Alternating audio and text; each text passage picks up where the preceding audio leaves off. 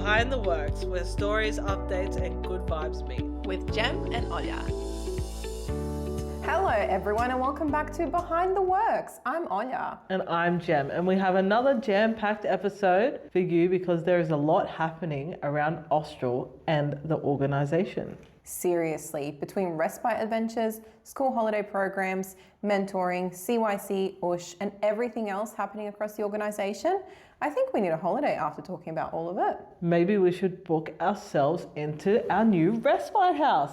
Well, before we do that, let's talk about what's been happening. Sounds good. First up, one of our favourite recent adventures has been The Lion King. We had such a fantastic time. The music, the costumes, the stage, and the whole production was incredible. And of course, it wasn't just about seeing the show. We got to spend time together experiencing something new and creative and pretty awesome memories.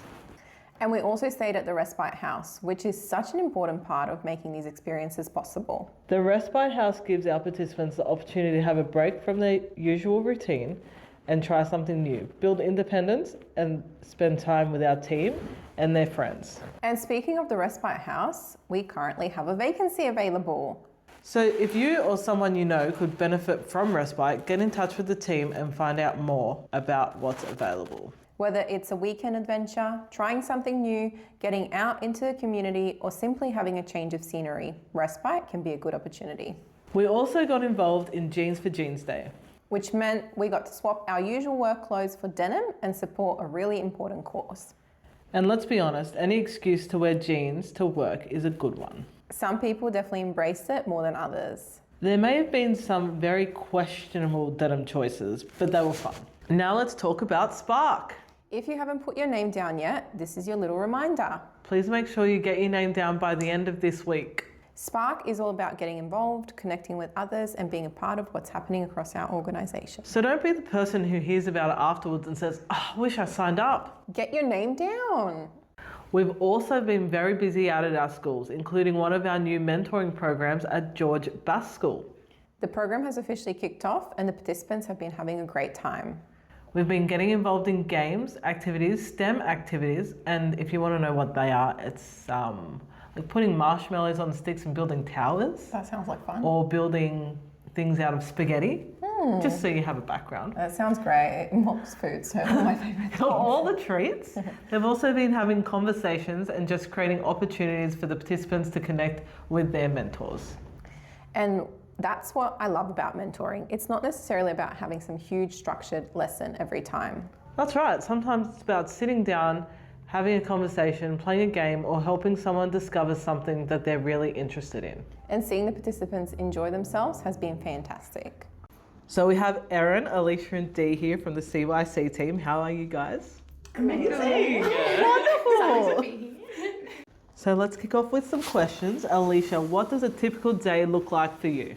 So every day is a little different. So I might be at a school running a program, helping with breakfast clubs, meeting with some clients, planning workshops, or doing admin at the office. So there's a bit of variety, which is really good. Every day is a bit different.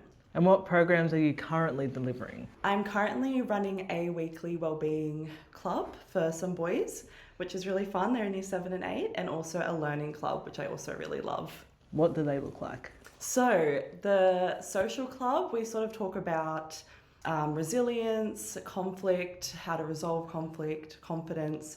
And so we do a lot of interactive competitions they really like, as well as just some debriefs after, some chats. And learning club, it's a space where the students should be doing their homework. Sometimes they might not always be doing their homework, but it's a fun space to also get to know them as well. Nice. And what do you love about working with children, young people, and their families? So one of the things I love most about working with children, young people and families is that I'm constantly learning. So every person that I've come across and every person in general does have a unique story. So they have a unique story, perspective and experience, and I learn something new from them every day. Whether that's understanding different cultures, discovering new ways of thinking, or seeing the world through a young person's eyes, the work keeps me curious and it helps me grow both professionally and personally. So Erin, tell us about some workshops that you've run in schools. What haven't I run? We've run, a lot of our programs are early intervention programs, so they're either life skills, healthy relationships, study skills, anything to kind of equip the youth to have a better understanding of society and what's going on, basically. Perfect. And what kind of topics do you cover in your workshops? I mentioned a few main ones, so healthy relationships. So in that we would go into some healthy and unhealthy kind of stereotypes and things like that, boundaries, study skills to help students be able to better study, to better their education. In our wellbeing programs, we can talk about common societal issues, whether that's gender related or just youth related. It kind of just, the list goes on. Perfect. And we also do breakfast clubs. So can you tell me what happens at breakfast club and what your favourite part of running breakfast club is? Sure. We run breakfast club at 2 schools currently for about 2 hours, and basically we provide a source of food, including cereals. We toast fresh toast for them. We have juice, milk, all of that good stuff, yogurt, fruit. And it's just a great opportunity for the kids to come up and grab whatever they want for free. My favourite part is just the conversations that you have with the kids. They have some random topics on a Tuesday and Friday morning. It's really good to see how positive the program actually affects them, because they're also happy to come up and grab what they want. So Dee, your work is a little bit different to everyone else because you're our counsellor. Can you tell us what counselling is and what that looks like and how you support our families or young people? Yeah, of course. So being a counsellor is very similar to case management in the way that it is just an individual support service. I work alongside young people to help them more on a mental health journey. Mm-hmm. So whether that's building more confidence or dealing with things that they struggle with on a daily basis as they grow up and become kind of into reality with the real world around them. It is, similar to Alicia, it's about being a constant support system for them. I just work alongside them to focus on their emotional well-being, helping them understand maybe the things that they're experiencing and develop strategies to, just get through life, basically. Amazing. And what's one thing people might not realise about the work that you do? I think people might not realise how much actually goes into counselling outside of the actual session itself. There's planning, preparation, documentation, outside communication with either schools or other service providers to make sure the support we provide is appropriate to each person's needs and also covers a wide range of needs for them. And what is your favourite program that you've been involved in? I'll probably be a bit biased and say that I like my counselling workshops. I think I just love creating activities and finding ways to make topics that can be sometimes a bit difficult to talk about be a bit more accessible for younger people, and especially in a society where there's been a lot of taboo issues in the past, where if you can help young people kind of learn and talk more about it, then people are more open to getting the support that they might need. Absolutely. Yeah. What's the funniest thing that's happened while you've been working here at the Junction?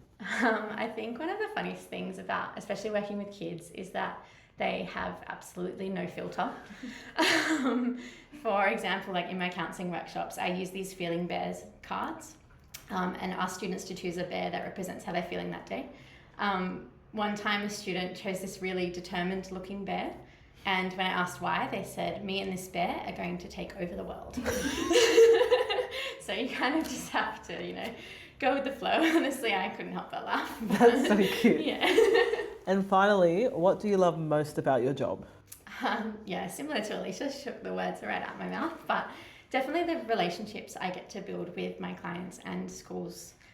In that way, being able to make even the smallest difference, knowing I can provide a safe space for someone to talk, help them understand themselves a bit better, and develop practical skills that they can take with them in life, and just know that even if I help one person a little bit, that it will make a big difference for them. So that's cool. Yeah. Erin, finally, what do you love most about your job? Apart from working with me, of course. Of course, that's my favourite part. Honestly, I guess there's nothing really I don't love about it. The same as the girls, I wouldn't be in it if I knew that I wasn't making a difference, even if it's the smallest bit for one person. But I also love being in my senior role because not only do I get to help individuals and people in the community, I get to help my team. I get to help Alicia and Dee as well, and help them make a difference, which is really cool. We definitely have all the right people in all the right positions.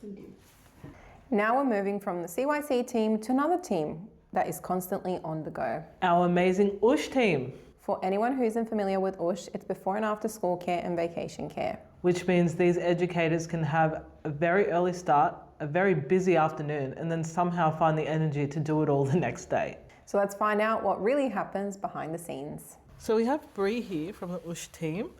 What happens during a typical morning at OOSH? Mornings can be chaotic, but in a good way. The children come in, they have their breakfast, catch up with their friends, and usually get straight into playing.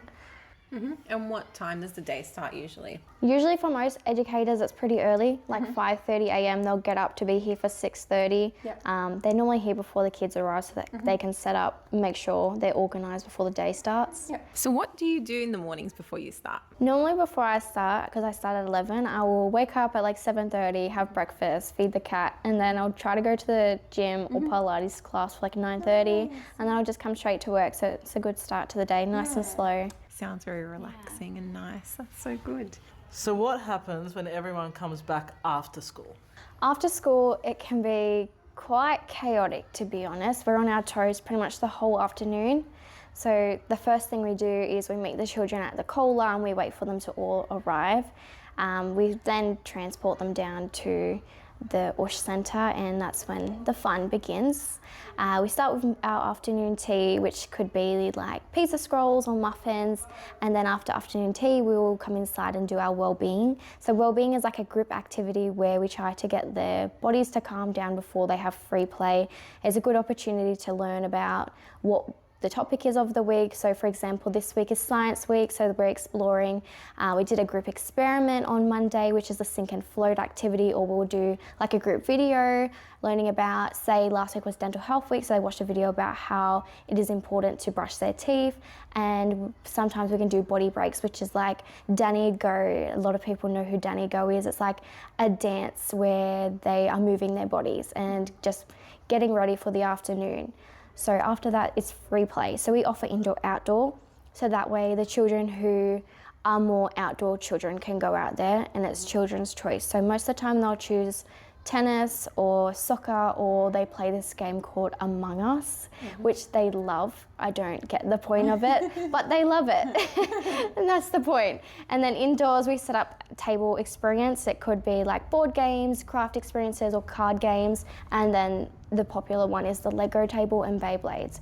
After that, they'll pack away at around 5 o'clock, do a group game, have a late snack, and the day is done. Nice. Sounds very busy. Very, very. Yeah. And what's your favourite part of the afternoon? I like the well-being because it's always different. You can keep it interesting. I really enjoyed doing the experiment with them and seeing the excitement of deciding if the item was going to sink or float in the water. It's funny because then they get shocked when it does sink or float and they're like, oh, okay. But it's good because then they can reflect on it, and even when we're watching videos, we'll ask them reflection questions about what they learned or what we can do to, you know, for example, dental health, what we can do to make sure we can keep our hygiene practices every day. So it's good reflection, and if you feel like you're actually teaching them something in that afternoon period and not just having them for free play. So it's good. Yeah. So what does vacation care look like? Vacation care can vary. So we have some incursions or we have excursions. So Can you explain excursions, those? excursions are like bowling, or we go to arcade. They do flip out. In summer they'll go to like the swimming pools, and then incursions are where they come to us. So we have like water slides or jumping castles, or they do like a circus or soccer. There's so many different things, but it keeps the day interesting, and I really like vacation care because they're here all day, but it's also fun to see their reaction to the experiences. I really wish we had vacation care for adults. That sounds so fun. It really does. How do you come up with all the activities?